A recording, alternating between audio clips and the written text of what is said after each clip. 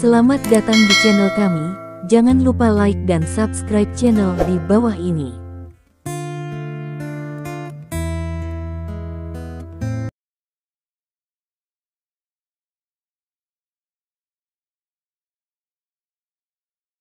Bab 1126.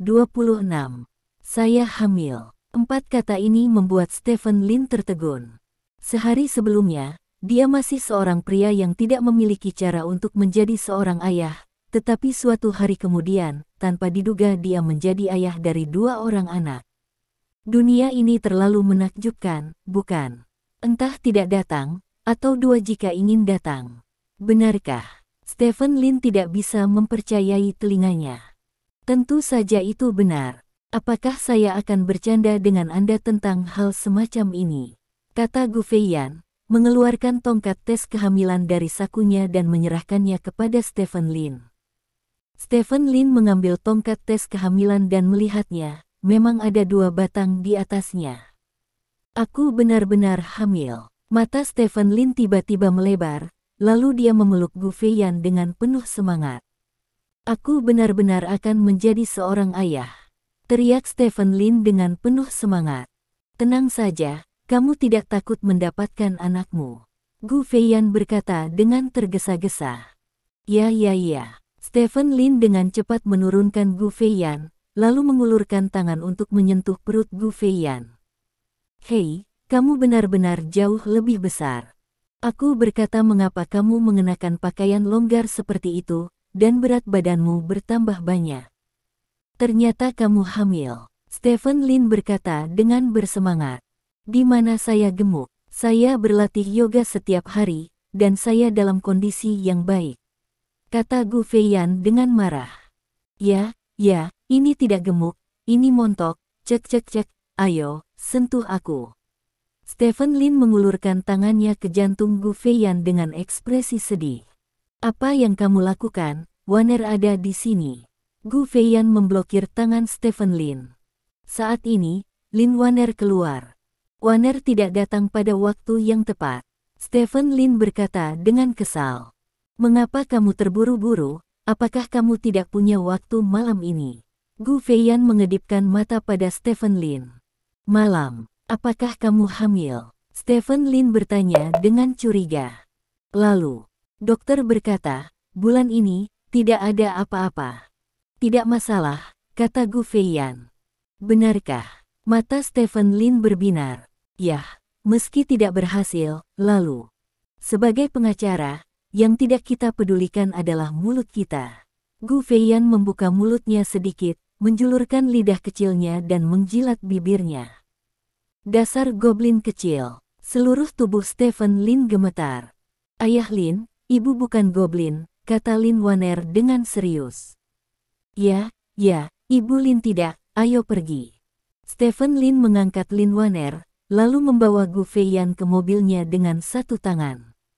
Markas klan naga malam ini ditakdirkan untuk menjadi lautan kegembiraan. Kader tingkat tinggi dari klan naga, dan bahkan bangsawan dari tingkat yang lebih tinggi telah datang ke markas klan naga. Perjamuan perayaan akbar diadakan di markas klan naga, dan Stephen Lin tidak diragukan lagi adalah protagonis dari perjamuan perayaan akbar ini. Stephen Lin bertemu banyak tokoh besar di bawah perkenalan Guo Lao, dan nilainya sepenuhnya tercermin saat ini, bahkan tokoh besar itu memperlakukan Stephen Lin dengan sopan dan santun. Saat ini, Stephen Lin bukan lagi hanya seorang pejuang sederhana, dia menggunakan kali ini pertempuran yang menghancurkan dunia Raja Suci untuk menjadikan dirinya penerus Xiao Qiantian dan masa depan seluruh seni bela diri Kerajaan Panjang. Kini ia telah menjadi sosok legendaris di tataran simbolik. Baik di lingkaran seni bela diri atau di lingkaran bisnis, dia memiliki pengaruh yang menentukan. Malam mulai gelap. Suasana karnaval berangsur-angsur menghilang. Stephen Lin melihat sekeliling dan menemukan bahwa jumlah orang jauh lebih sedikit. Di mana Lao Xiao dan Tun Tian? Stephen Lin berjalan ke Bu Yixian dan bertanya dengan rasa ingin tahu. Tun Tian kembali, Lao Xiao ada di ruang pelatihan, kata Bu Yixian. Aula latihan. Stephen Lin tertegun sejenak, dan kemudian bertanya, "Aula latihan yang mana?" "Aula latihan 1, kata Bu Yixian. Stephen Lin mengangguk, lalu berbalik dan berjalan keluar dari ruang perjamuan. Beberapa menit kemudian, Stephen Lin datang ke ruang latihan. Ada bang-bang-bang di ruang pelatihan. Stephen Lin berjalan ke pintu dan membukanya. Di belakang pintu ada tempat latihan besar dengan segala macam peralatan. Pada saat ini, Xiao Chentian sedang menyerang boneka di depannya dengan beban besar yang diikatkan ke tubuhnya. Stephen Lin bersandar pada kusen pintu dan tidak mengganggu Xiao Chentian. Xiao Chentian sangat setia pada pertarungan, dan intensitasnya sangat tinggi. Stephen Lin telah menonton selama 10 menit sebelum Xiao Chen berhenti. "Mengapa kamu tidak terus minum bersama mereka?" Xiao Chentian mengambil handuk dan berjalan menuju Stephen Lin sambil menyeka keringatnya. Dia sudah memperhatikan Stephen Lin, tetapi dia tidak menyapa Stephen Lin karena dia tidak menyelesaikan satu set gerakan. "Kenapa kamu tidak terus minum?" Stephen Lin bertanya balik. "Minum banyak, berkeringat, dan tiriskan alkoholnya. Alkohol bertahan lama di dalam tubuh, yang akan memengaruhi organ tubuh, dan kemudian memengaruhi fungsi tubuh," jelas Xiao Chentian. "Ini hampir tidak berdampak.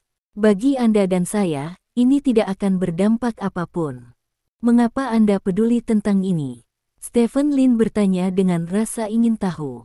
Sekecil apapun pengaruhnya, meski hanya 0,001%, tetap saja pengaruh. Setelah jangka waktu yang lama, pengaruhnya hanya bisa menjadi semakin besar. "Saya tidak akan membiarkan apapun memengaruhi saya untuk menjadi lebih kuat," kata Xiao Chentian. "Apakah kamu 58 tahun ini?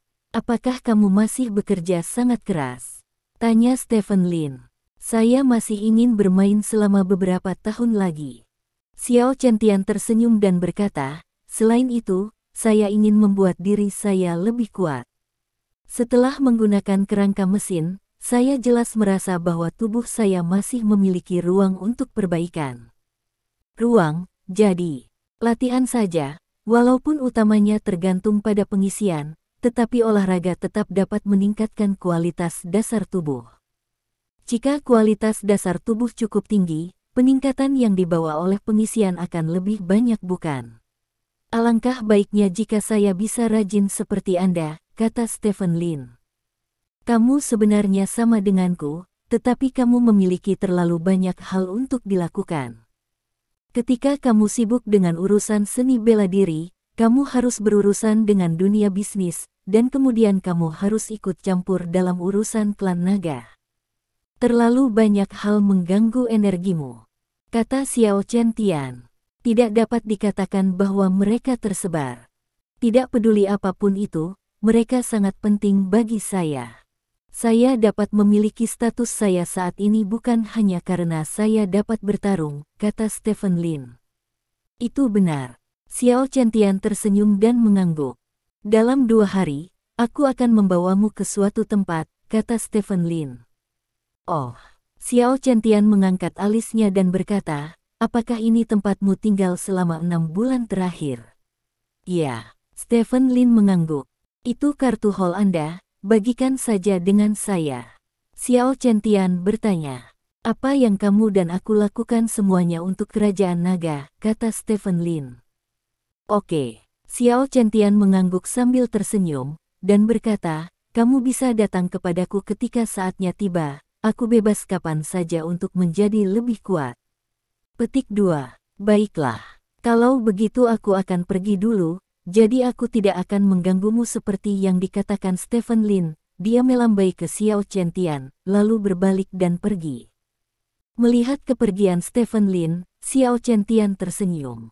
Dia hanya mengenal pemuda ini selama lebih dari setahun, tetapi hanya dalam tahun ini, dia telah menyaksikannya tumbuh dari pria kuat biasa menjadi pilar seni bela diri kerajaan naga hari ini. Kebangkitannya adalah legenda dan keajaiban. Bahkan Xiao Chentian hanya bisa menggunakan satu kata untuk menggambarkan suasana hatinya, yaitu kekaguman. Stephen Lin kembali ke ruang perjamuan, menyapa orang-orang lainnya sebentar, dan pergi bersama Gu Feiyan dan Lin Waner. Kembali ke rumah, Stephen Lin mengirim Lin Waner, yang sudah tertidur, kembali ke kamarnya, dan kemudian mendekati kamar tidurnya dengan ringan. Di kamar tidur, Gu Feiyan sudah berganti menjadi piyama suspender renda merah. Perutnya sedikit terangkat, yang tidak hanya tidak memengaruhi bentuk tubuhnya, tetapi bahkan membuatnya terlihat lebih dewasa dan cantik. Stephen Lin bergegas maju dan memeluk Gu Feiyan. Meskipun dokter mengatakan bahwa kamu dapat berhubungan seks secara normal, kamu harus mengasihani dia. Sudah lama sekali, jangan sakiti dia sekaligus. Gu Feiyan berkata dengan malu-malu, melingkarkan lengannya di leher Stephen Lin. Jangan khawatir, aku mengklaim sebagai nomor 2 di kerajaan naga dalam hal kekuatan, dan tidak ada yang berani mengatakan nomor 1. Kata Stephen Lin sambil tersenyum. Gu Feiyan tersenyum malu-malu, dan meletakkan wajahnya di dada Stephen Lin. Setelah beberapa awan dan hujan, Gu Feiyan berbaring di dada Stephen Lin dan tertidur dengan mengantuk. Stephen Lin meletakkan tangannya di bawah kepalanya.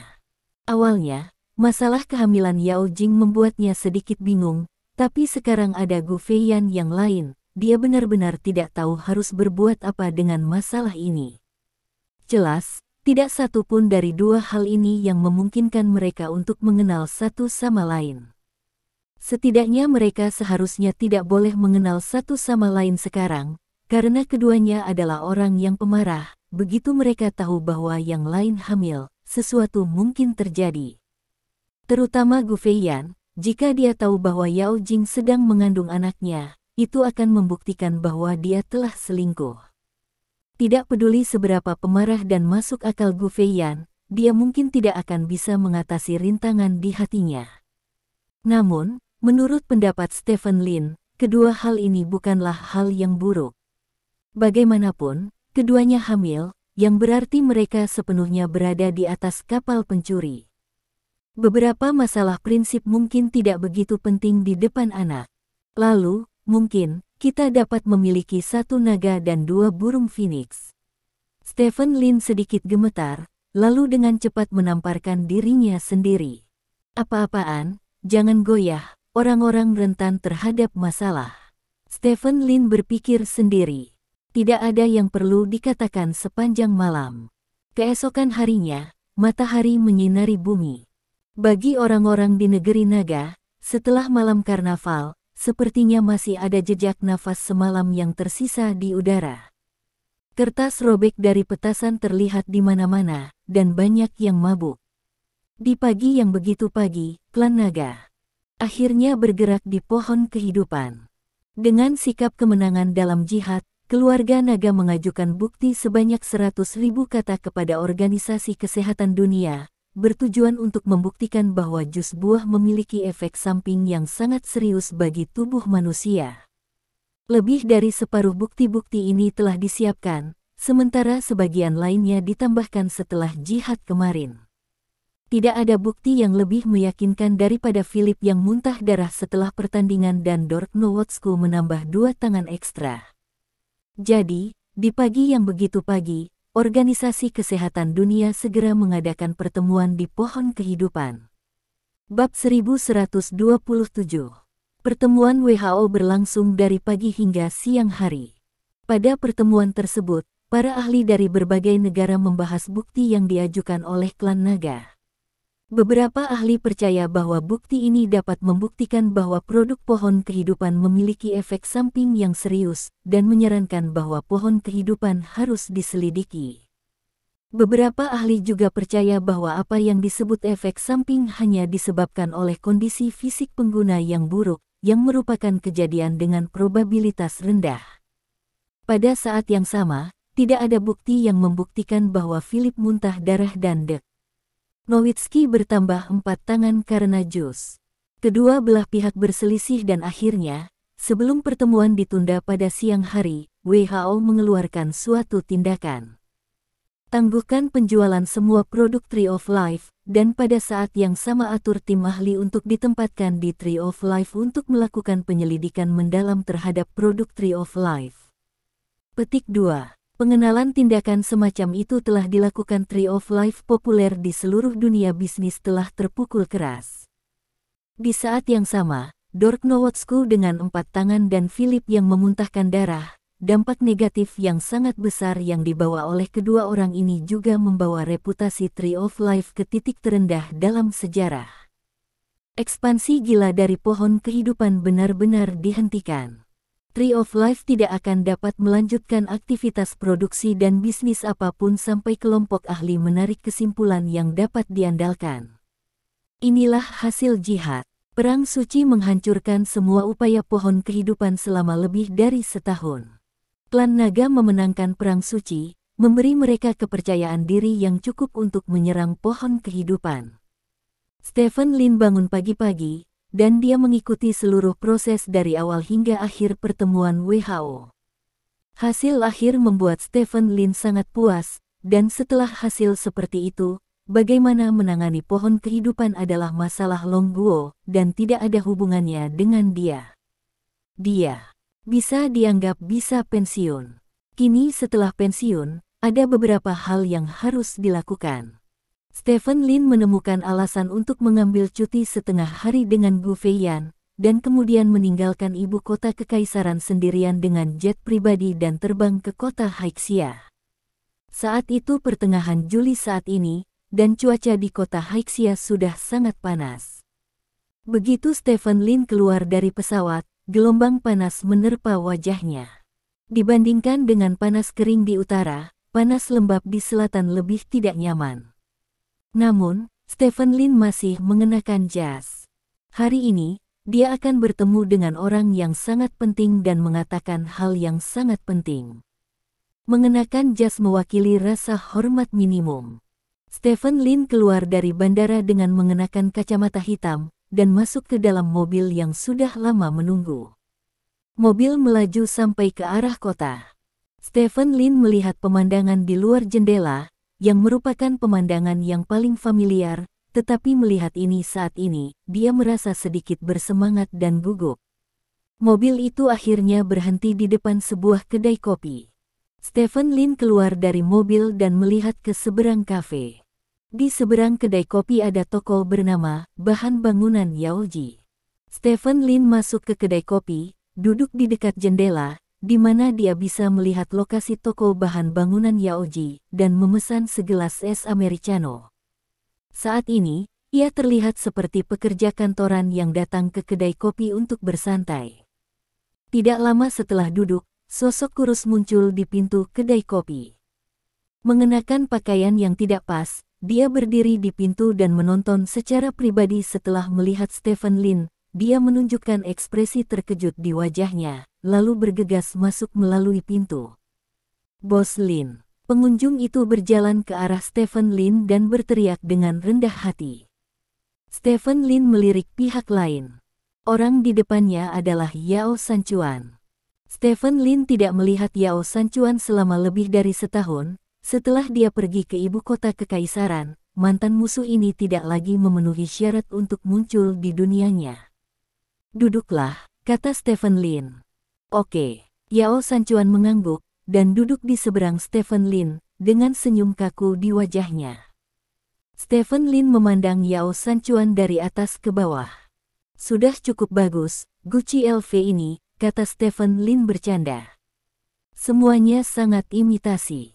Ini tim sepatu trendy bernama Jihad. Prestise 17.885.232. Sangat mudah diingat. Saya menambahkannya setelah melihatnya.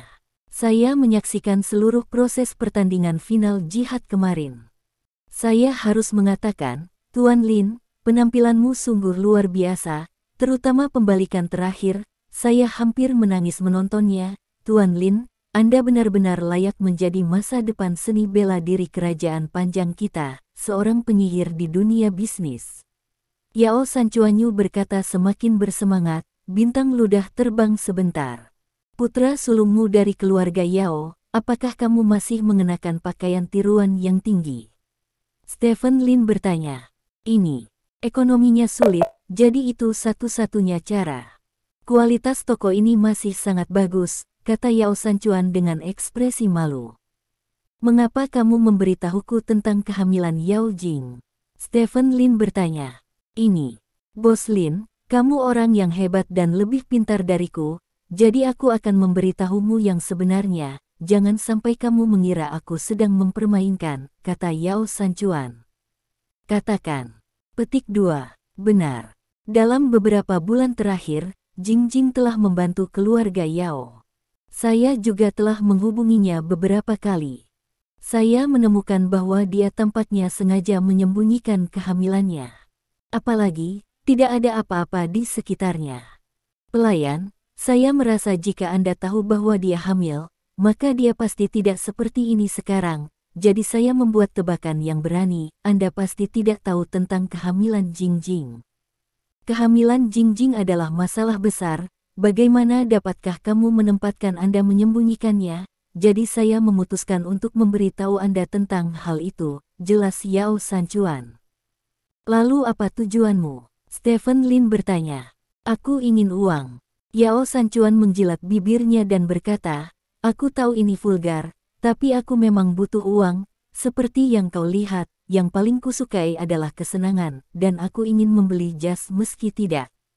Saya pikir saya tidak punya uang, jika saya memberitahu Anda berita penting seperti itu kepada Anda, maka Anda pasti akan membalas dendam kepada saya. Petik 2. Stephen Lin menatap Yao Sanchuan. Wajah pria itu penuh hasrat akan uang dan Filistin. Dahulu kala, pria ini adalah lawannya untuk waktu yang singkat. Stephen Lin tersenyum, dan mengeluarkan cek dari sakunya. Mata Yao Sanchuan langsung berbinar. Stephen Lin mengeluarkan pena, menulis serangkaian angka pada cek, lalu merobek cek tersebut dan meletakkannya di depan Yao Sanchuan. Melihat deretan panjang angka di cek, Yao Sanchuan tampak bersemangat. Apakah ini untukku? Yao Sanchuan tidak bisa menahan diri untuk bertanya. Ya. Stephen Lin mengangguk. Terima kasih, Tuan Lin, terima kasih. Yao Sanchuan dengan bersemangat mengulurkan tangan dan meraih cek itu. Namun, Stephen Lin dengan ringan menekan cek itu dengan jarinya. Tapi, aku ingin kamu melakukan sesuatu untukku, kata Stephen Lin. Tuan Lin, tolong beritahu saya, selama saya bisa melakukannya, saya akan melakukan yang terbaik, kata Yao Sanchuan. Pertama, jaga baik-baik Yao Jing, kata Stephen Lin. Jelas bukan masalah. Lagi pula, ini adikku, dan yang ada di perutnya adalah keponakanku, kata Yao Sanchuan dengan serius. Kedua, kirim pesan ke Yao Jing untukku, katakan saja aku ingin bertemu dengannya, kata Stephen Lin. Temui dia, Tuan Lin, dengan kemampuanmu, tidak perlu menunggu beberapa menit untuk melihat Jing Jing. Bagaimana aku bisa mengirim pesan? Kata Yao Sanchuan. Ini berbeda, bantu saya menyebarkan berita, kata Stephen Lin. Baiklah, aku pasti akan menyampaikan pesannya, dan aku akan membujuknya untuk bertemu denganmu. Yao Sanchuan mengangguk. Tidak apa-apa, ayo bekerja. Stephen Lin melambaikan tangannya. Hanya itu, tidak ada yang lain, tanya Yao Sanchuan. Ya. Stephen Lin mengangguk. Oke, kalau begitu aku akan pergi sekarang, tunggu kabar baikku, kata Yao Sanchuan, bangkit dan membungkuk pada Stephen Lin, lalu berbalik dan pergi. Stephen Lin duduk di sana, memandangi bahan bangunan Yaoji di luar jendela, dan banyak gambaran tentang bergaul dengan Yao Jing sebelum terlintas di benaknya. Cinta antara suami dan istri selama bertahun-tahun tidak dapat dengan mudah dilupakan. Perasaan Stephen Lin terhadap Yao Jing tidak pernah berubah. Sekitar setengah jam kemudian, berita datang dari Yao Sanchuan. Yao Jing setuju untuk bertemu dengannya, dan alamatnya ditentukan olehnya. Stephen Lin menjadi bersemangat seketika, dia dengan cepat mengambil ponselnya dan menelepon. Fatih Huang, Yao Jing setuju untuk bertemu denganku, kata Stephen Lin. Ya, itu setengah pertempuran, hal berikutnya sangat sederhana, bawa dia ke tempat yang memiliki kenangan penting bagi kalian berdua, lalu dorong dia ke bawah. Suara Huang Tingjun datang dari ujung lain. teleponnya. Sederhana sekali. Stephen Lin bertanya dengan heran. Sebelum datang ke kota Haixia, dia meminta bantuan Huang Tingjun, berharap Huang Tingjun bisa memberikan nasihat. Saat itu, Huang Tingjun memberi nasihat, yaitu bertemu. Jika Yao Jing setuju lewati saja proses kedua, Stephen Lin tidak menyangka proses kedua ini begitu sederhana. Kalau tidak, karena kamu setuju untuk bertemu, itu berarti kamu tidak lagi memiliki cinta untukmu. Jika tidak, aku tidak akan melihatmu. Karena kamu tidak memiliki cinta lagi, ketika kamu berada di tempat dengan kenangan penting tentangmu, semua kenangan akan hilang. Terlintas di benak saya, di bawah pengaruh ingatan, dia akan memiliki ilusi bahwa dia telah kembali ke masa lalu. Di bawah ilusi ini, Anda dapat berkendara langsung ke Huanglong dan menerobos garis pertahanan terakhir di hatinya. Pagi, Huang Tingjun berkata banyak. Apa-apaan, seriuslah padaku, Stephen Lin berkata dengan marah. Meskipun kata-kataku tidak terlalu serius, kenyataannya adalah ini. Tidak ada apapun di dunia ini yang tidak dapat diselesaikan dengan satu tembakan. Jika tidak dapat diselesaikan, maka tembakan-tembakan lain. Aku percaya bahwa dengan kemampuanmu, sama sekali tidak ada masalah, kata Huang Tingjun. Tidak apa-apa. Stephen Lin menghela nafas, dan berkata, jika ini akhirnya selesai, maka aku dapat mengabulkan salah satu keinginanmu. Petik 2. Benarkah ada keinginan? Tanya Huang Tingjun. Ya, keinginan apapun, selama itu tidak melanggar garis bawah hidup saya, kata Stephen Lin. Kalau begitu itu yang kamu katakan. Nanti, aku benar-benar punya satu hal untuk ditanyakan padamu, kata Huang Tingjun. Baiklah, mari kita lakukan ini dulu, kata Stephen Lin, dan menutup telepon. Bab 1128.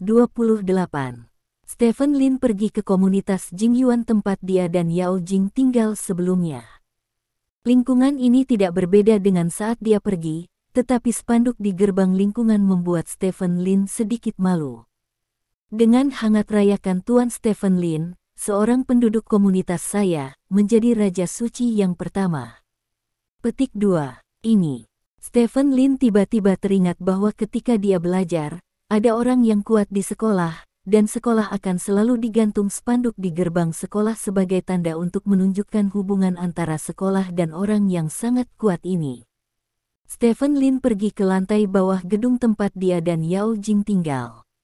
Di lantai bawah juga ada spanduk yang digantung. Dengan hangat rayakan Tuan Stephen Lin, penghuni gedung saya, menjadi Raja Suci pertama. Spanduk ini membuat Stephen Lin sedikit malu. Dia sebenarnya sudah pindah dari sini selama hampir 2 tahun, dan tidak ada yang tinggal di rumahnya. Spanduk juga bisa digantung, tapi properti di komunitas hanya bisa dikatakan cukup bagus.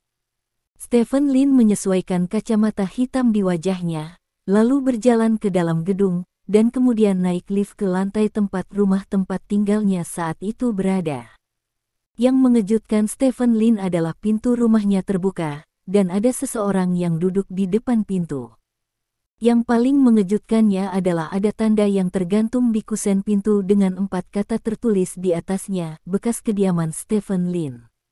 Persetan denganku. Bahkan watak Stephen Lin saat ini, ketika dia melihat kata-kata dari bekas kediaman Stephen Lin, pertahanannya langsung hancur. Apa-apaan ini? Apa yang terjadi di sini? Stephen Lin berjalan ke pintu dan bertanya di depan orang yang duduk, sambil menunjuk kata-kata bekas kediaman Stephen Lin di pintu. Apakah kamu kenal Stephen Lin? Tanya pria yang duduk di pintu. Aku tahu. Stephen Lin mengangguk. Ini adalah rumah tempat Tuan Stephen Lin dulu tinggal. Jika Anda ingin berkunjung, biaya masuknya adalah 30 yuan, kata pria yang duduk di depan pintu. Stephen Lin tertegun. Dia tidak pernah menyangka bahwa bekas kediamannya ternyata menjadi tempat yang indah. Lalu aku belum mengetahuinya. Siapa yang mengizinkan ini? Siapa kamu? Stephen Lin bertanya dengan wajah gelap. Ini harus disahkan oleh Tuan Stephen Lin, kalau tidak bagaimana kita bisa melakukan ini? Izinkan saya memperkenalkan diri, saya adalah pemilik properti, Tuan. Apakah Anda tertarik untuk mengunjungi bekas kediaman Tuan Stephen Lin? Disinilah Tuan Stephen Lin hidup selama beberapa tahun jejak. Orang yang duduk di pintu bertanya sambil tersenyum. Itu disahkan oleh Stephen Lin. Mengapa saya tidak tahu? Tanya Stephen Lin. Tuan ini, Tuan Stephen Lin mengizinkan kami, jadi mengapa kami tidak memberi tahu Anda? Jika dia tidak mengizinkan, lalu bagaimana kami dapat memiliki kunci untuk membuka pintu rumahnya? Bukan begitu. Pemilik properti itu berkata dengan serius. Apakah Anda yakin Stephen Lin mengizinkan Anda? Stephen Lin bertanya. Tentu, tentu, tentu. Pemilik properti berkata dengan serius. Kalau begitu buka mata anjingmu dan lihat baik-baik, siapa aku? Kata Stephen Lin, melepas kacamata hitam di wajahnya. Pemilik properti memandang Stephen Lin dengan curiga. Awalnya dia merasa Stephen Lin terlihat familiar, tetapi ketika dia menyadarinya, mata pemilik properti langsung melebar, dan dia berdiri dari kursi. Lin, Lin, Tuan Lin. Pemilik properti itu berteriak ngeri. Saya tidak ingat sama sekali. Saya mengizinkan properti Anda untuk membiarkan Anda mengubah bekas rumah saya menjadi daya tarik yang menyebalkan, kata Stephen Lin. Ini, itu, Tuan Lin, ini yang dikatakan pemimpin perusahaan kami, dan saya baru saja memberitahu Anda apa yang dikatakan pemimpin perusahaan, manajer properti itu buru-buru menjelaskan. Biarkan pemimpinmu datang ke sini, kata Stephen Lin dengan wajah gelap. Meskipun dia sudah lama tidak tinggal di tempat ini, properti membuka pintu rumahnya sendiri tanpa persetujuannya dan mengubahnya menjadi tempat yang indah. Tidak peduli apa, aku tidak akan memaafkan. Ya. Manajer properti mengangguk berulang kali, mengambil ponselnya dan hendak menelepon, ketika pintu lift di sebelah Stephen Lin tiba-tiba terbuka. Yao Jing, yang mengenakan gaun, keluar dari pintu. Dia juga mengenakan kacamata hitam di wajahnya, tetapi Stephen Lin masih mengenalinya sekilas. Yao Jing terkejut ketika dia melihat Stephen Lin berdiri di pintu, dan kemudian melihat properti dan pintu terbuka di sebelah properti itu. Ketika Yao Jing melihat tanda bekas kediaman Stephen Lin tergantung di pintu, dia terkejut sesaat, dan kemudian tidak bisa menahan tawa. Dengan senyuman ini, seolah-olah dunia telah kehilangan warnanya. Stephen Lin tertegun. Sejujurnya, dia sudah lama tidak bertemu Yao Jing. Dia telah menghabiskan bertahun-tahun di jalan evolusi, dan waktu telah melemahkan banyak kesannya terhadap Yao Jing. Oleh karena itu, saat Yao Jing tersenyum, Stephen Lin merasa heran. Saat ini, semua suasana hati yang buruk menghilang. Stephen Lin bahkan merasa bahwa jika 5 kata dari bekas kediaman Stephen Lin bisa membuat Yao Jing tersenyum lebar, itu akan sangat berharga. Apakah kamu sengaja membuatnya lucu? Yao Jing menatap Stephen Lin dan bertanya. Ini dibuat oleh manajemen properti, dan saya tidak tahu. Stephen Lin menggaruk kepalanya karena malu, lalu melihat ke samping manajemen properti dan berkata, cepat dan singkirkan kursi untuk saya. Jangan datang sekali lagi, kali ini saya tidak akan mengikuti Anda peduli tentang itu. Petik 2. Ya. Manajer properti itu mengangguk berulang kali, dengan cepat menurunkan tanda bekas kediaman Stephen Lin, mengambil kursi dan pergi. Ayo pergi, masuk dan lihat bekas kediamanmu, goda Yao Jing. Stephen Lin tersenyum canggung, memberi isyarat mengundang dan berkata, silakan masuk. Petik 2. Yao Jing mengangguk, dan berjalan ke bekas rumah. Stephen Lin mengikuti dari dekat, dan berjalan ke dalam rumah bersama, lalu menutup pintu. Kunci pintunya. Kembali. Perabotan di kamar semua tersedia. Ketika Stephen Lin dan Yao Jing pindah, mereka tidak membawa perabotan. Meskipun pihak properti membuka pintu tanpa izin dan masuk, mereka tidak mengacaukan barang-barang di dalamnya. Ini persis sama dengan saat kita pergi, kata Stephen Lin dengan emosi. Yao Jing tidak menjawab, tetapi memandang segala sesuatu di sekitarnya dengan serius, dengan sesekali ekspresi kenang-kenangan di wajahnya. Stephen Lin mengintip perut Yao Jing. Meski roknya sangat longgar, masih terlihat perutnya yang membuncit. Menghitung waktu, seharusnya 6 atau 7 bulan. Stephen Lin menjilat bibirnya dan berkata, "Apakah kamu baik-baik saja?" "Bagus sekali." Yao Jing mengangguk, lalu berjalan ke dapur. Dapur sangat bersih, panci dan wajan sudah dimasukkan ke dalam lemari. "Saya masih ingat bahwa setiap kali saya pulang kerja, Anda akan membuatkan makanan enak untuk saya di sini," kata Stephen Lin dengan emosi. Yao Jing mengangguk dan melihat sekeliling. "Sup mie yang kamu buat adalah yang terbaik, kedua setelah ibuku," kata Stephen Lin. Yao Jing tidak menjawab. Dia keluar dari dapur dan berjalan ke kamar sebelah. Stephen Lin juga masuk bersama. Kamar ini adalah kamar tempat tinggal Stephen Lin sendirian. Tata letak di kamar sangat sederhana, hanya tempat tidur, lalu rak buku, dan meja.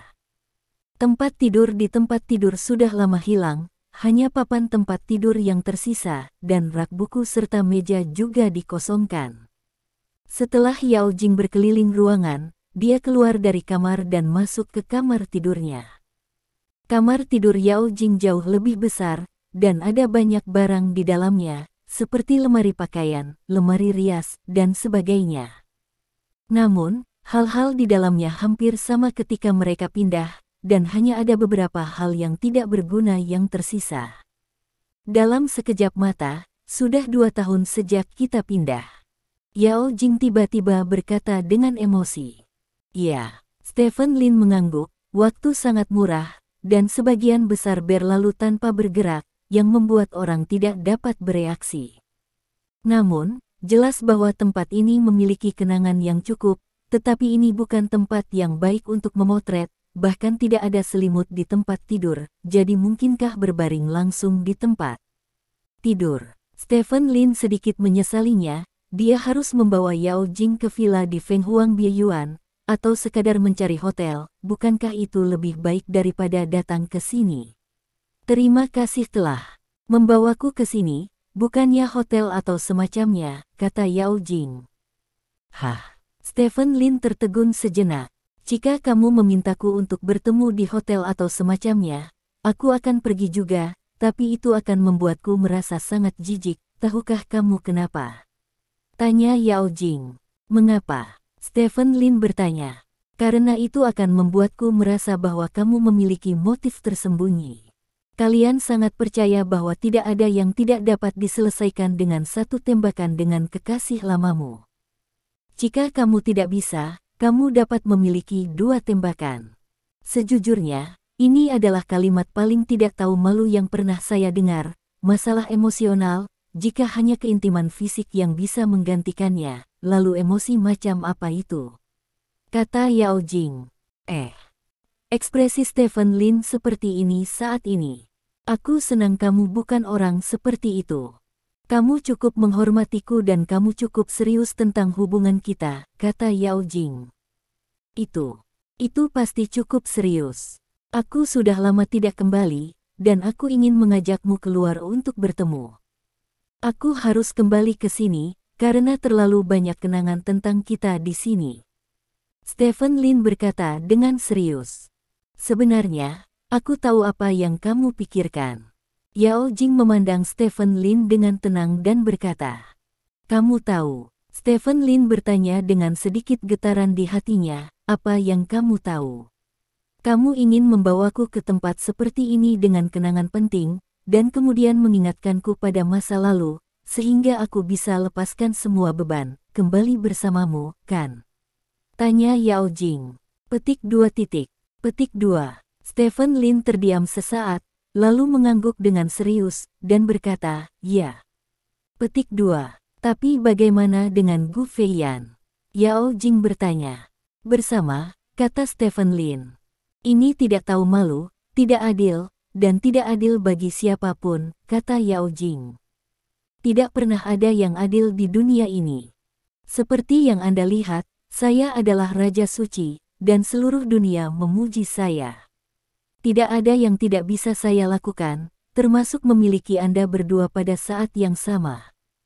Stephen Lin berkata dengan sungguh-sungguh. Ini tidak baik, kata Yao Jing. Saat Yao Jing selesai berbicara, Stephen Lin tiba-tiba mengulurkan tangan dan meraih tangan Yao Jing, menariknya ke dalam pelukannya. Aku sedang melakukan sesuatu, jadi kamu tidak bisa tidak mengatakan itu buruk. Stephen Lin memeluk Yao Jing dan berkata dengan arogan. Bab 1129. Yao Jing dipeluk erat oleh Stephen Lin dari belakang.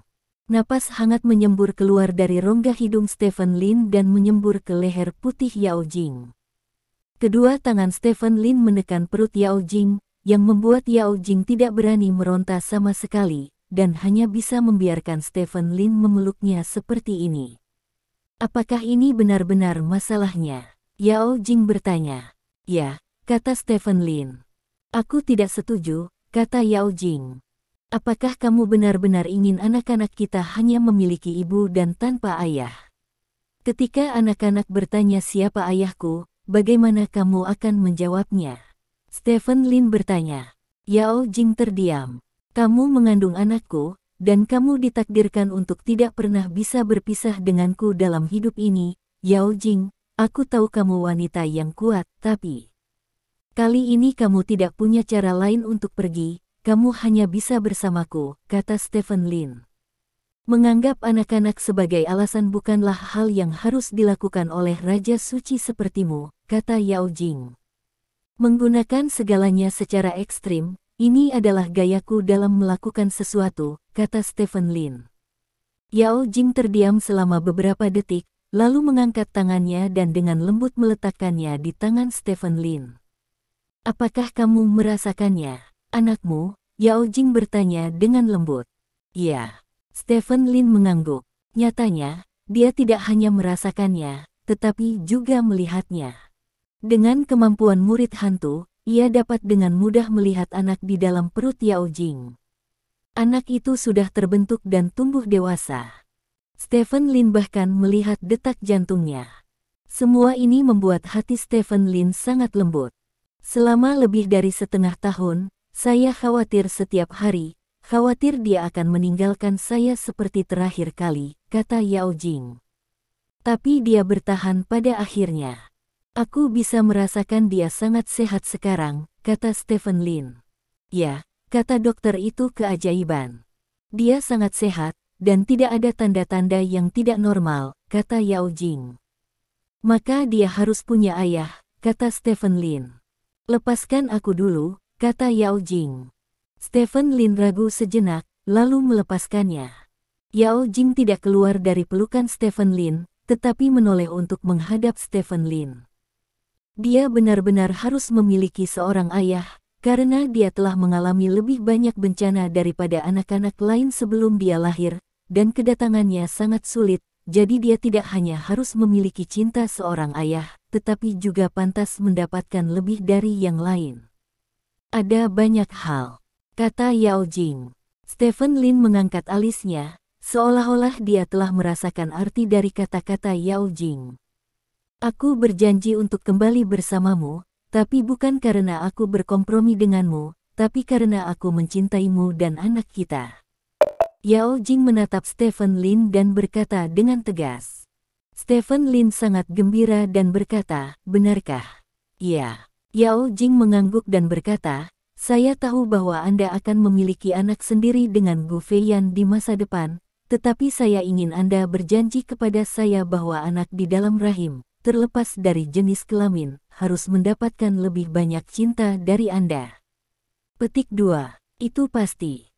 Stephen Lin segera mengangguk, tidak perlu berdebat dengan wanita tentang hal-hal seperti itu, bagaimanapun, setujui dulu, lalu bicarakan, untuk siapa yang harus diperlakukan di masa depan bahkan lebih baik, dalam hal seperti itu, yang baik melihat yang baik hati dan yang bijak melihat kebijaksanaan. Singkatnya, dia tidak akan memperlakukan anak-anaknya dengan buruk.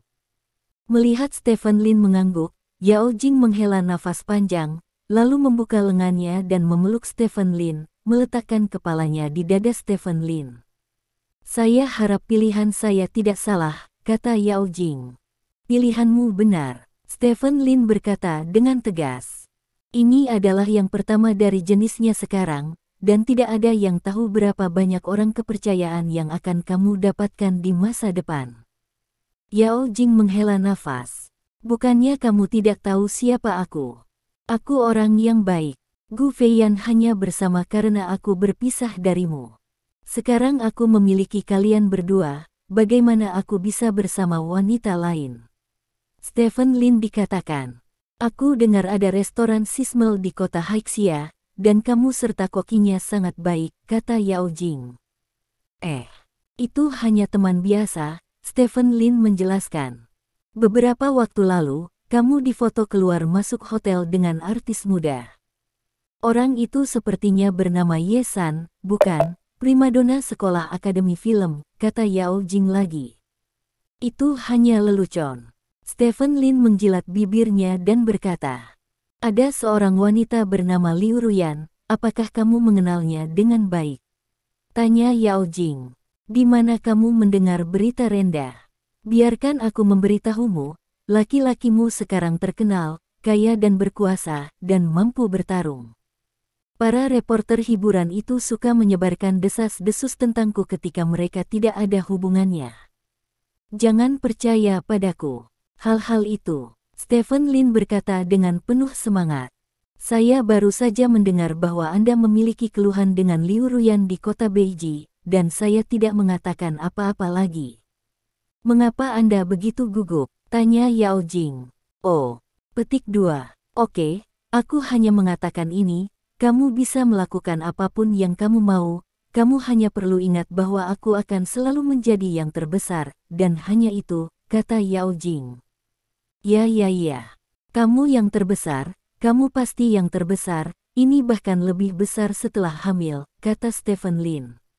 Lepaskan tanganmu. Yao Jing memberi Stephen Lin tatapan putih. Ayolah, sudah lama kita berpisah, kata Stephen Lin sambil menjilat bibirnya. Kamu bertindak terlalu jauh, dan kamu masih memasukkan tanganmu. Yao Jing menekan tangan Stephen Lin dengan marah. Tak berdaya, Stephen Lin, sebagai Raja Suci, bukanlah sesuatu yang bisa dihentikan oleh Yao Jing. Saat itu, bang, ada ketukan tergesa-gesa di pintu. Seseorang datang. Yao Jing mendorong Stephen Lin pergi, dan meluruskan roknya dengan wajah memerah. Apa-apaan? Siapa yang datang untuk merusak perbuatan baikku? Stephen Lin mengerutkan kening, lalu pergi ke pintu dan membukanya. Begitu pintu terbuka, Stephen Lin dikejutkan oleh kerumunan orang di luar. Di mana kamu? Stephen Lin saling memandang dengan curiga. Tuan Lin, halo, izinkan saya memperkenalkan diri. Saya adalah manajer properti komunitas Jingyuan. Saya mendengar bahwa Anda telah kembali ke kampung halaman Anda, dan saya secara khusus membawa staf properti dan anggota komite pemilik komunitas ke mengunjungimu. Wajah berminyak pria gendut itu menggosok tangannya dan tertawa. Halo, Tuan Lin. Tuan Lin, apakah Anda ingat saya? Kami bertemu di toilet umum di lantai bawah tahun lalu. Orang-orang di belakang pria gendut itu menyapa Stephen Lin satu demi satu. Setidaknya ada 20 atau 30 orang yang berkerumun di seluruh lorong. Kamu yang mendobrak pintu rumahku dan mengubahnya menjadi tempat yang indah. Stephen Lin bertanya dengan wajah gelap menatap pria gendut di depannya. Melihat wajah Stephen Lin menjadi gelap, pria gendut itu terkejut, dan dengan cepat berkata, ini salah paham, Tuan Lin. Keluarlah dari orang-orangmu, untuk tetangga ini, aku pergi sekarang. Lihat Anda lagi ketika saya memiliki kesempatan, kata Stephen Lin. Selamat tinggal, Tuan Lin. Petik 2. Tuan Lin, jarang bertemu, mari kita makan bersama. Semua orang di pintu berkata satu demi satu. Stephen Lin mengabaikan mereka dan langsung menutup pintu. Ada apa? Yao Jing datang dan bertanya. Bukan apa-apa. Manajemen properti dan komite pemilik lari ketika mereka tahu aku kembali, kata Stephen Lin tanpa daya. Lagi pula, kamu terlalu populer sekarang, kata Yao Jing. Mari kita tunggu sebentar, ayo pergi setelah mereka pergi, kata Stephen Lin. Itu satu-satunya cara. Yao Jing mengangguk. Memanfaatkan waktu ini, ayo. Sentuh aku. Stephen Lin dengan sedih mengaitkan jarinya ke Yao Jing. Apa yang kamu pikirkan? Aku peringatkan kamu untuk tidak main-main. Apa yang kamu lakukan? Petik 2. 10 menit kemudian. Stephen Lin berbaring di mata kucing itu dan melihat keluar, hanya untuk menemukan bahwa tidak ada seorang pun di sana. Ayo pergi, kata Stephen Lin kepada Yao Jing. Ya. Yao Jing tersipu dan mengangguk. Setelah itu, Stephen Lin membuka pintu, meraih tangan Yao Jing dan meninggalkan rumah tempat dia tinggal selama beberapa tahun. Bawa aku pulang dulu, aku harus ganti baju, aku akan makan malam dengan gadis kecil Song Siking nanti, ayo pergi bersama, aku tahu kamu punya banyak hal yang harus dilakukan, tapi kamu harus menghabiskan malam denganku sebelum kamu bisa. Pergi, kata Yao Jing Said sambil berjalan. Oke, tidak masalah. Stephen Lin mengangguk dengan serius, dan kemudian bertanya, di mana kamu tinggal sekarang? Aku tinggal di rumah ibuku, kata Yao Jing. Bagaimana dengan saudaramu? Stephen Lin bertanya. Dia tinggal di luar, dan dia juga bekerja di toko bahan bangunan kami sekarang, kata Yao Jing. Apakah kamu sudah menemukan pacar? Stephen Lin bertanya. Tidak, perpisahan terakhir memukulnya cukup keras, dan dia tidak mencarinya lagi. Baru-baru ini, keluarga membantunya menemukan gadis lagi, kata Yao Jing. Kalau begitu minta keluarga Yao Anda untuk makan siang besok, dan saya akan pergi setelah makan malam, kata Stephen Lin. Tidak apa-apa, Yao Jing mengangguk, dan Stephen Lin menawarkan untuk makan malam bersama keluarga Yao, tetapi tujuannya sudah sangat jelas. Di masa depan, bisnis keluarga Yao di kota Haixia akan meningkat pesat setelah makan besok. Malam tiba. Stephen Lin datang ke hotel bersama Yao Jing. Tidak lama setelah duduk, Song Siking muncul. Song Siking mengenakan rok pendek dengan pinggul dan sandal hak tinggi, terlihat seksi dan menggoda. Kenapa kamu di sini? Song Siking bertanya dengan heran ketika dia melihat Stephen Lin. Mengapa saya tidak bisa datang? Stephen Lin bertanya balik. Tidak, kalian berdua. Kalian tidak bisa berdamai, kan? Song Siking bertanya dengan heran. Bukankah itu yang kamu inginkan? Yao Jing bertanya sambil tersenyum. Hanya apa yang kamu inginkan? Stephen Lin menatap Yao Jing dengan curiga. Song Siking tidak tahu apa yang salah, dia selalu mendesakku untuk berdamai denganmu akhir-akhir ini, jelas Yao Jing. Itu benar, gadis kecil, kamu telah melakukan hal yang manusiawi. Stephen Lin tertawa. Aku hanya tidak ingin anak Jingjing lahir tanpa ayah. Song Siking mengangkat bahu dan berkata, Oke, ayo pesan sesuatu, kita tidak tahu nasib makan bersama, pesan beberapa yang enak, kata Yao Jing. Biarkan aku melakukannya. Stephen Lin mengambil menu dan memesan. Aku akan pergi ke kamar mandi, kata Yao Jing, bangkit dan pergi. Iga babi asam manis, aku ingat Xiao Song, kamu paling suka ini, kan? Stephen Lin melihat menu dan berkata. Stephen Lin, terima kasih, kata Song Siking tiba-tiba. Stephen Lin tertegun sejenak, lalu menatap Song Siking dengan curiga. Bab 1130. Ini tidak ada habisnya, terima kasih untuk apa? Aku harus berterima kasih, kata Stephen Lin sambil tersenyum. Aku tahu segalanya, kata Song Siking. Tahu apa? Stephen Lin bertanya. Mengapa saya bunuh diri? Kata Song Siking. Oh. Stephen Lin tersenyum, menatap Song Siking dan berkata, bagaimana kamu tahu? Aku pergi untuk memulihkan riwayat obrolan ponselku dan melihat hal-hal yang dihapus. Aku tahu kamu menghapus hal-hal itu. Aku tidak ingin aku mengingat hal buruk itu, kata Song Siking. Mengapa kamu membutuhkannya? Stephen Lin menghela nafas, meletakkan menu dan berkata, Tidak baik bingung begitu saja, aku harus menggali hal-hal buruk itu. Petik 2. Aku hanya ingin mencari tahu mengapa aku bunuh diri. Saya tidak menyangka akan menghadapi hal seperti itu. Setelah melihat catatan obrolan antara saya dan Wang Tianxun, saya ingat semuanya, kata Song Shiking. Jadi, setelah memikirkan semua itu, apakah kamu memiliki kehidupan yang lebih baik? Tanya Stephen Lin. Tidak. Song Shiking menggelengkan kepalanya. Jadi tidak perlu terobsesi dengan kebenaran dalam banyak kasus, karena kebenaran seringkali tidak indah. Stephen Lin menghela nafas. Aku masih ingin kembali ke Haixi, kata Song Shiking. Apa yang kamu lakukan di sana? Stephen Lin bertanya dengan cemberut. Bukankah kamu memintaku untuk membantumu membuka kontak di lingkaran atas kota Xiahai? Bukankah kamu memintaku untuk menjadi pengumpul intelijenmu? Aku melakukan setengah dari hal-hal ini, dan akhirnya mendapatkan beberapa hasil. Bagaimana mungkin kamu hanya pergi? Hanya jika Anda pergi seperti ini, bukankah investasi Anda sebelumnya akan sia-sia? Kata Song Shiking. Tidak perlu, karena kamu memiliki kenangan buruk di sana, jangan kembali. Stephen Lin menggelengkan kepalanya. Jika aku tidak bisa menahan kemunduran kecil itu dan aku harus mundur, maka aku bukan Song Shiking, kata Song Shiking dengan tegas. Benarkah? Stephen Lin bertanya dengan cemberut. Ya, Song Shiking mengangguk.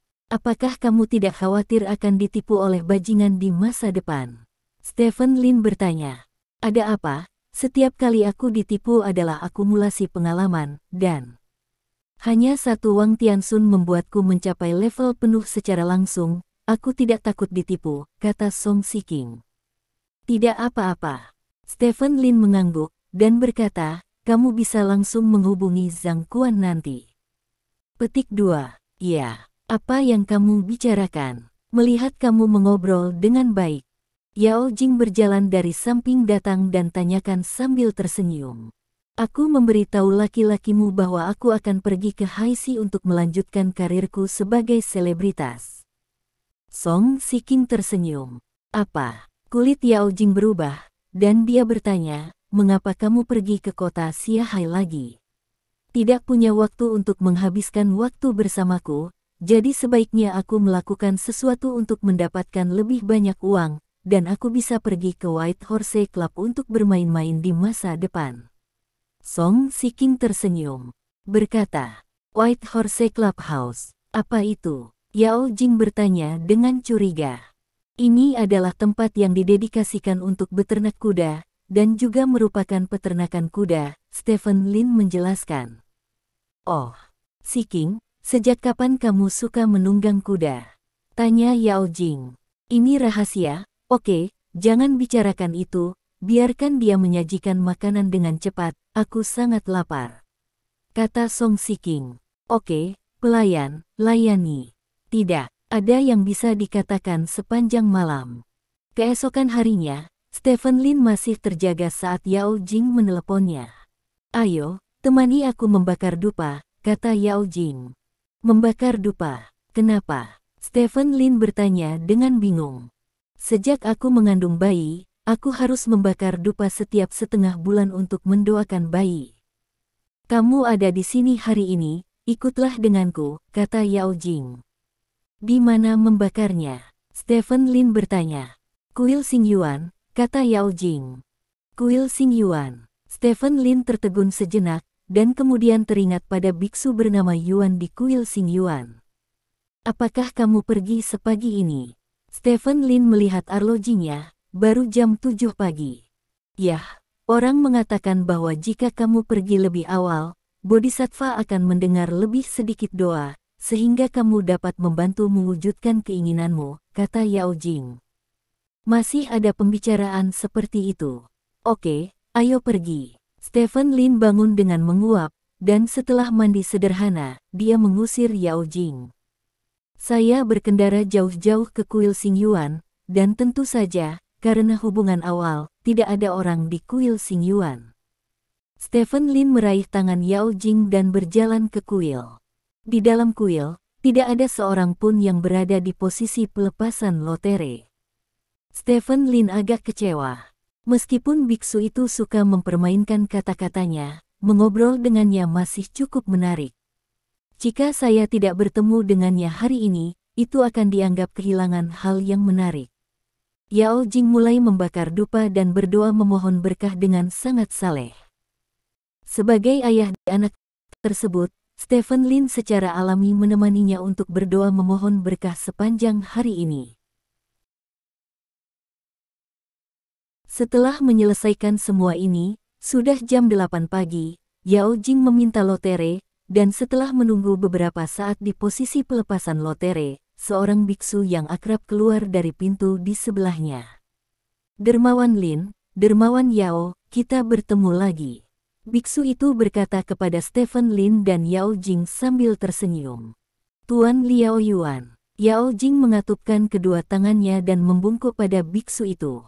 Dilihat dari penampilannya, Yuan pasti akrab dengannya. Tuan, kita bertemu lagi, kata Stephen Lin sambil tersenyum. Yuan, tak terlukiskan. Liao Yuan tersenyum, lalu mengambil lotre yang diminta Yao Jing dari tangan Yao Jing. Ini pertanda baik, kata Liao Yuan sambil tersenyum setelah melihat kata-kata di tanda itu. Apa alasan penandatanganan ini? Yao Jing bertanya dengan rasa ingin tahu. Lotre mengatakan bahwa Tuan Yao mendapatkan hal-hal baik baru-baru ini, dan dia juga bergerak maju di masa depan. Ini bisa dikatakan lotre, kata Liao Yuan. Benarkah? Yao Jing melirik Stephen Lin, lalu berkata sambil tersenyum, memang benar sesuatu yang baik akan datang, terima kasih guru. Petik 2. Sama-sama. Liao Yuan berkata sambil tersenyum. Kalau begitu ayo pergi, kata Stephen Lin. Yao Jing mengangguk, meraih tangan Stephen Lin dan berbalik untuk pergi. Dermawan Lin. Liao Yuan tiba-tiba memanggil. Stephen Lin berhenti, melihat kembali ke arah Yuan dan bertanya, apakah ada yang lain? Terima kasih, kata Stephen Lin sambil tersenyum. Namun, ada kalimat selanjutnya, saya tidak tahu apakah harus dikatakan atau tidak, kata Liao Yuan. Dalam hal ini, jangan membicarakannya, kata Stephen Lin. Kalau begitu, itu saja, kata Liao Yuan. Stephen Lin tertegun sejenak, dia tidak memainkan kartu sesuai rutinitas, dia tidak menyangka bahwa dia tidak memainkan kartu sesuai rutinitas. Setelah ragu-ragu sejenak, Stephen Lin berkata sambil tersenyum, guru sangat suka bercanda, jadi katakan saja apa yang ingin kamu katakan. Tidak apa-apa. Liao Yuan mengangguk dan berkata, penolong Lin, kamu telah menjadi orang suci raja sekarang. Dengan ribuan cinta dalam satu tubuh, jika Anda membiarkan Anda menyerahkan semuanya di masa depan, apakah Anda bersedia? Mendengar kata-kata Yuan, Stephen Lin tertegun. Apa yang ditanyakan biksu itu benar-benar pertanyaan yang aneh. Mengapa saya harus melepaskan semua ini? Siapa yang bisa membuat saya melepaskan semua ini? Tanya Stephen Lin. Hidup di dunia ini, tidak ada yang lebih dari menyerah. Jika kamu menyerah, kamu mendapatkan sesuatu. Jika kamu memiliki sesuatu, kamu memiliki sesuatu untuk dikorbankan. Saya hanya menanyakan pertanyaan ini karena saya penasaran. Jika dermawan berpikir seperti ini pertanyaannya aneh dan tidak mau menjawabnya, maka jangan jawab, kata Liao Yuan. Tidak ada yang sulit untuk dijawab. Jika saya bisa menyerahkan semua cinta ini sebagai ganti kebahagiaan dan kesehatan orang yang saya cintai, maka saya bersedia, kata Stephen Lin. Mendengar jawaban Stephen Lin, Liao Yuan tersenyum kecil, lalu mengatupkan kedua tangannya dan berkata, Amitabha. Petik 2. Stephen Lin sedikit mengernyit, sedikit bingung tentang cara biksu itu, tetapi saat ini bukan waktunya untuk mempelajari biksu itu, jadi dia mengikuti Amitabha menangis, lalu membawa Yao Jing pergi. Tuan Liao Yuan sangat akurat dalam menyelesaikan lotre, dan dia juga sangat baik, kata Yao Jing. Apakah kamu sering melihatnya? Stephen Lin bertanya. Setiap kali saya datang ke sini, dia memberi saya lotre, kata Yao Jing.